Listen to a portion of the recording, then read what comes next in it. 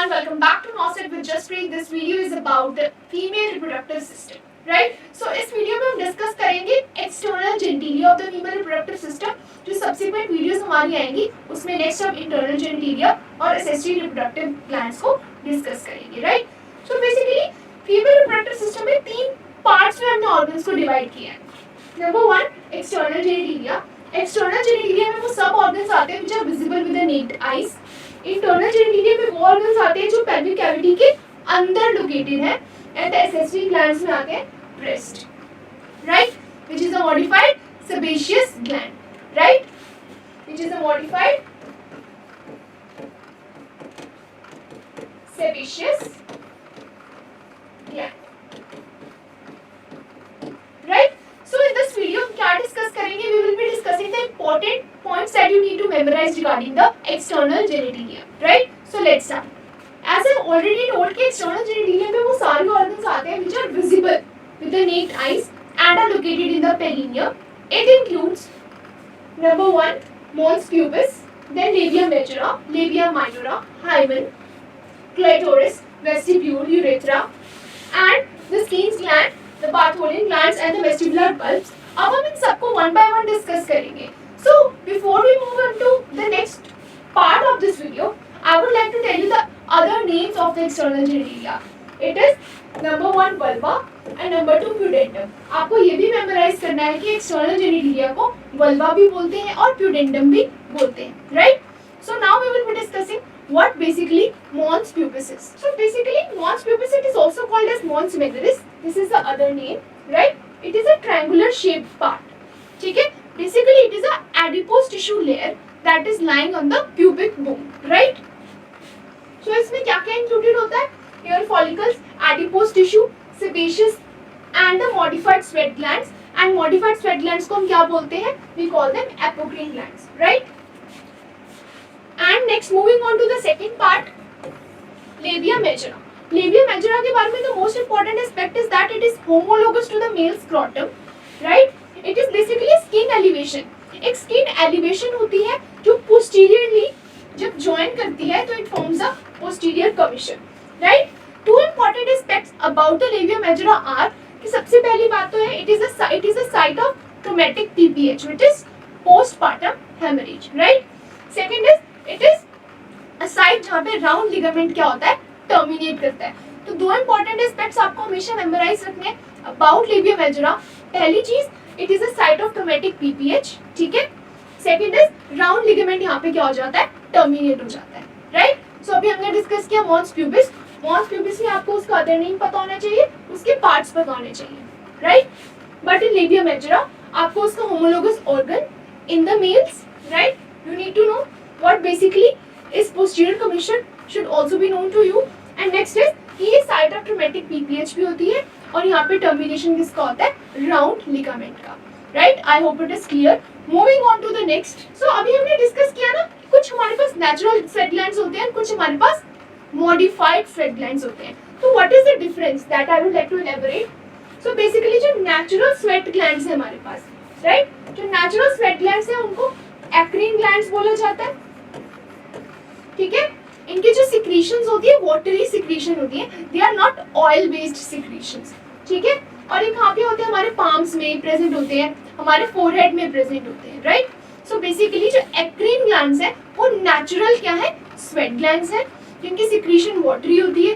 It is present on the sides like our palms, our forehead, right. So basically जब हम modified sweat glands की बात कर रहे हैं, we are talking about the apocrine glands which have oily secretions and site is genitalia, right. So ये difference है हमारे नेचुरल स्वेट ग्लैंड्स का और मॉडिफाइड स्वेट ग्लैंड्स का. दैट एक्रीन ग्लैंड्स जो होते हैं वो नेचुरल होते हैं and apocrine are the modified sweat glands, right. So this is about the modified and the natural sweat glands. Now moving on to the third part of the female external genitalia, that is labia minora, right? जो labia minora होती है ना, it is lying within the labia majora. Number one, that it is lying within the labia majora. It is homologous to the penile urethra or the ventral aspect of penis. If you have both the options, give this the priority and go for this as second one. right? So the next important part is labia minora. So labia minora basically it is lying within the labia majora. Number 1, right? It is joining posteriorly to form the foreshead, right? जो labia majora होती है वो posteriorly join करके क्या बना लेते हैं? Posterior omission. Now it is joining posteriorly to form the foreshead, right? यही हमने अभी तक बात की है. But when we talk about the homologous organs to the labia minora, right?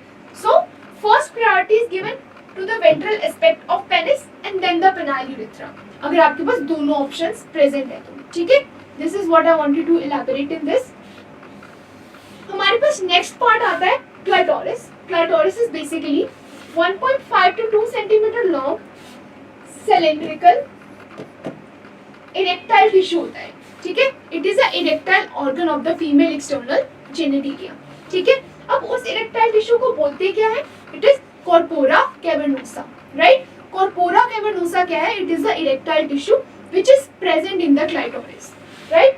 So इसके parts होते हैं glands, body and crura. आपको इनके parts पता होने चाहिए. किसके parts हैं? These are the parts of clitoris, right? So clitoris is nothing but a 1.5 to 2 centimeter long cylindrical and erectile body, and the erectile tissue present in the clitoris is corpora cavernosa. ठीक है. इतना ही learn करना है आपको. So basically next हमारे पास बहुत important चीज आती है vestibule. So vestibule क्या होती है? Vestibule is a triangular shape. ठीक है. एक triangular shape होती है जिसमें 6 openings आती हैं. ठीक है. It is a triangular shape that has 6 openings. अब 6 openings कैसे? Number 1 is the vaginal orifice. ठीक है. जो vaginal opening है, ठीक है. दूसरी ओपनिंग होती है urethral opening. Beside the urethral opening, there are 2 openings of the paraurethral glands. ठीक है. उसके नीचे when we talk about these 2 openings are of Bartholin ducts. अब आपको ये हमेशा मेमोराइज रखना है कि जो Bartholin ducts है उसकी ओपनिंग है वेस्टिब्यूल में. It is not the Bartholin gland. I will repeat this. If you talk about 6 openings of the vestibule, number 1 is for vaginal orifice, right? Next is urethral opening.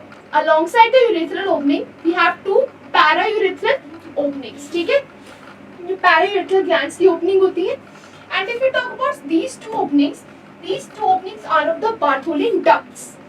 Option में अगर glands आएगा तो it is not correct. The answer should be Bartholin ducts. क्योंकि Bartholin ducts की opening आती है vestibule में. It is not the Bartholin gland. ठीक है.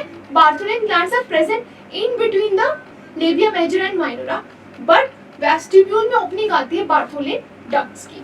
Right? I hope this is clear. You need to memorize this. ठीक है. So उसके बाद हम इन्हीं glands को थोड़ा सा elaborate करते हैं. Bartholin gland basically कहाँ पे located है? These are the supraperineal pouch. किसमें होते हैं ये? Supraperineal pouch में होते हैं in between the labia majora and minora. ठीक है. इसका location है in between labia majora and minora. But when we are talking about the Bartholin ducts की opening कहाँ पे आती है? Vestibule में आती है. ये एक differentiation है which you must know, right? If you talk about Bartholin glands, it is homologous to the Kaposi gland in the males, right? Tissue कौन से टिश्यू से बनते हैं? It is made up of squamous epithelium tissue. I am talking about the glands. कि जो Bartholin gland है, it is made up of the squamous epithelium tissue, right? अगर हम Bartholin ducts की बात करें, ये 2 centimeter long ducts होती है जो कहाँ पे ओपन करती है? Vestibule में ओपन करती है. And it is made up of squamous epithelium as well as the transitional epithelium. ठीक है. Difference यहीं पे आता है कि जो gland है, it is made up of squamous epithelium, but the ducts is made up of squamous epithelium as well as the transitional epithelium, right? So basically अगर इन glands में कोई blockage आ जाती है, ठीक है, if these glands get blocked, it is called as a Bartholin cyst. ठीक है. Bartholin cyst क्या होती है? जब there is a blockage of these glands.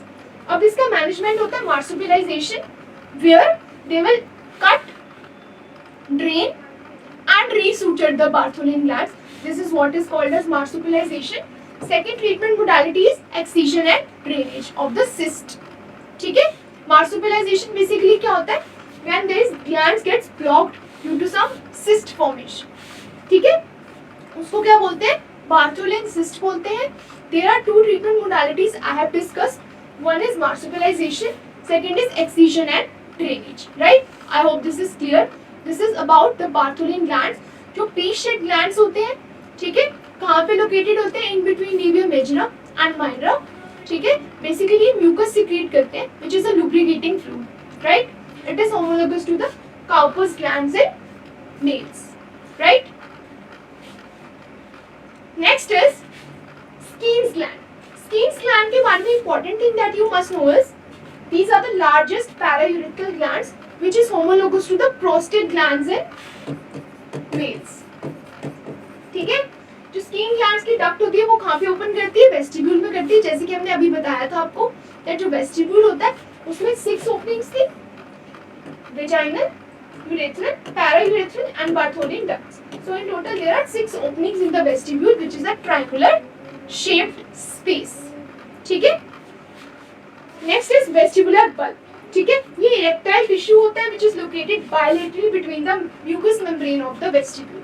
ठीक है, so vestibular bulb क्या है, नेम से ही पता चल रहा है ये क्या है, bilaterally located क्या है, इरेक्टाइल टिश्यू है which is lying in beneath the vestibule. So basically it is the erectile tissue which is located bilaterally.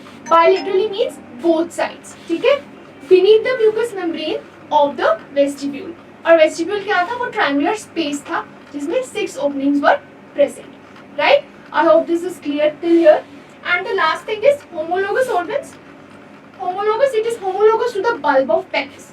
This is the most important aspect. आप जब भी फीमेल एक्सटर्नल जेनिटेलिया पढ़ते हैं आपको ये पता होना चाहिए कि which organ is homologous to which reproductive organ of the males. ठीक है, कौन सा फीमेल रिप्रोडक्टिव ऑर्गन कौन से मेल रिप्रोडक्टिव ऑर्गन से होमोलोगस है, you must know that. Right?